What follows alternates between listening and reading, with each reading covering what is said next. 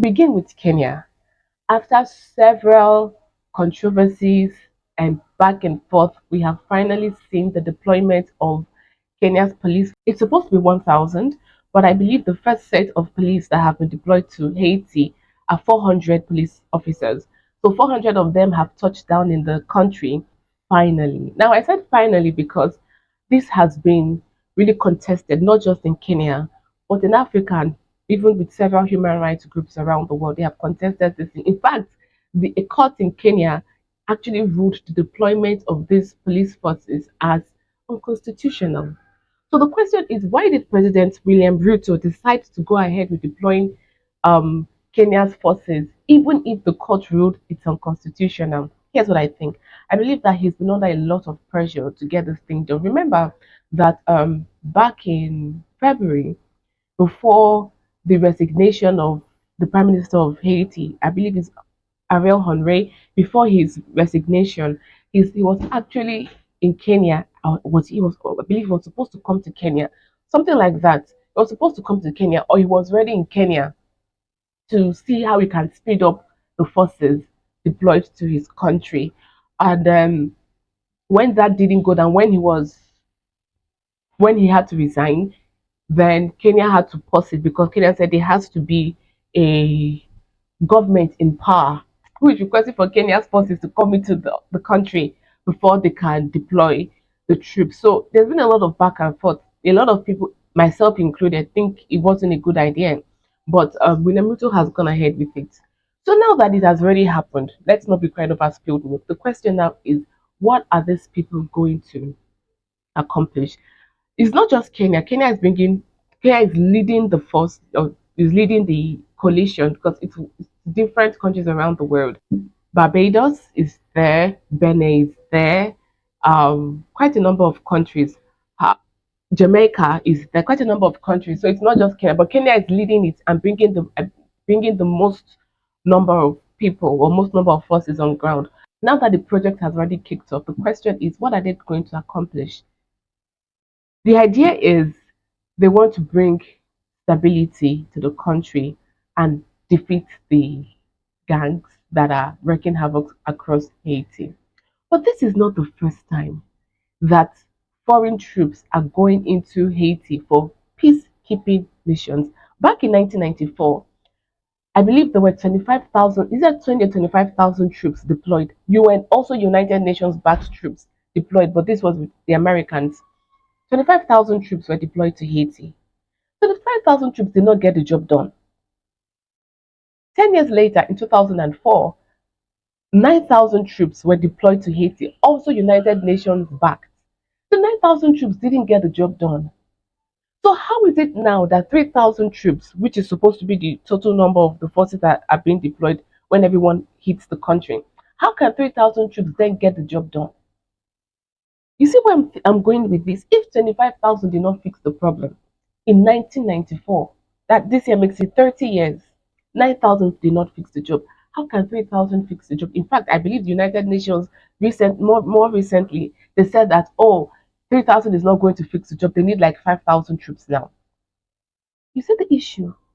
The problem with Haiti is not the root cause of the problem in Haiti is not the gang. As a matter of fact, the gang issue in Haiti is just an effect of the root cause. The root cause of the problem in Haiti is ceaseless foreign interventions.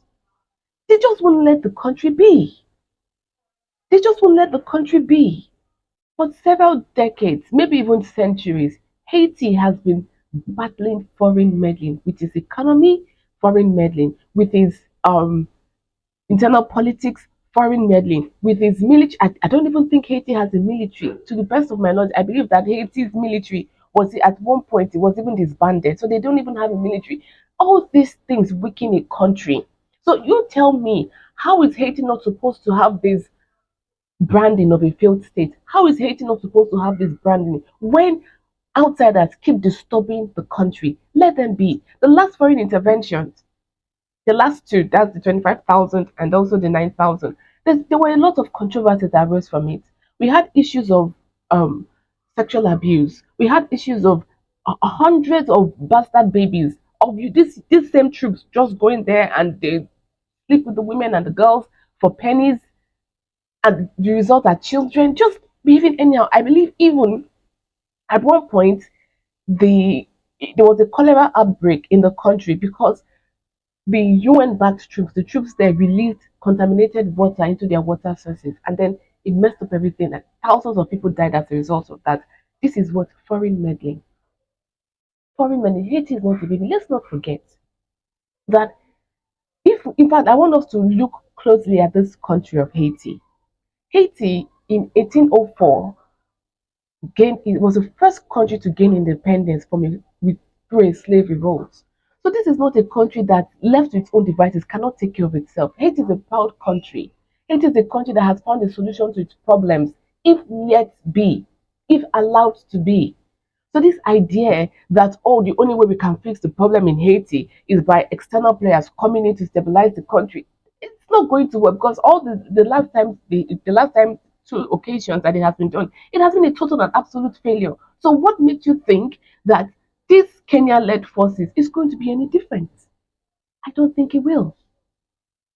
Many countries around the world have internal troubles. Yeah, maybe not as big as Haiti, maybe even bigger. For example, you see the gang violence currently going on in different countries in Latin America.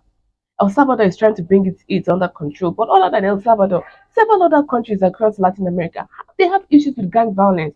Why are we not sending troops into these countries? Because in our hearts, and in the global community, in our consciousness, in the global community, we know that the best way for a country to deal with the situations is to be dealt with alone, is to let them deal with their situations alone, like El Salvador is finally doing. Let them imagine if we had been sending foreign troops to El Salvador to bring things under control. It was just going to get worse. I really don't understand this thing. Haiti is not a baby. We don't own its paternal duties or parental duties. We don't own Haiti parental duties. So let them take the initiative to find solutions to their problems. This will not only at least keep their sovereignty, but it will also bring them together as a nation. It will also unite them as a nation, except there's something else that they're trying to do in Haiti that they're not telling us about. Because the common sense thing is to let Haiti be. You tell me, how can a country progress this way when you don't have political stability? Because as anyone wakes up and decides they can remove your president, they can put whoever they want it. So how can a country progress this way when your economy is being controlled and manipulated from outside?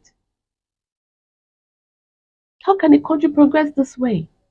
When issues that arise, which should trigger your collective brains to think of a solution to the issues currently besieging your nation, instead of the international community to let it be, they keep sending foreign interventions. They send troops. The troops occupy for decades. For decades, troops occupy Haiti. Tell me why it will not be a failed state. Haiti is not a failed state because of something that the people have done wrong per se. Haiti is a failed state because the international community just will not let it be. If we want the best for Haiti, everybody hands off. Everybody hands off. Don't get involved with their politics. Let them elect their leaders themselves. Let them decide their economy themselves. Let them decide their foreign policy themselves. Let them be. Maybe for the very first time in centuries, it will be able to decide by itself. With the challenges facing it, it will be able to decide by itself the way forward and choose a method that they implement to fix the issues they face. That is the only way things can work in Haiti. Not this idea of Kenya and Barbados and Jamaica and Benin and all those countries sending in troops funded by Washington, 300 to the tune of $300 million from Washington, funded by Canada. This is not the way to fix Haiti's problem. And I hope for the first time in centuries, the world will actually think and let it be.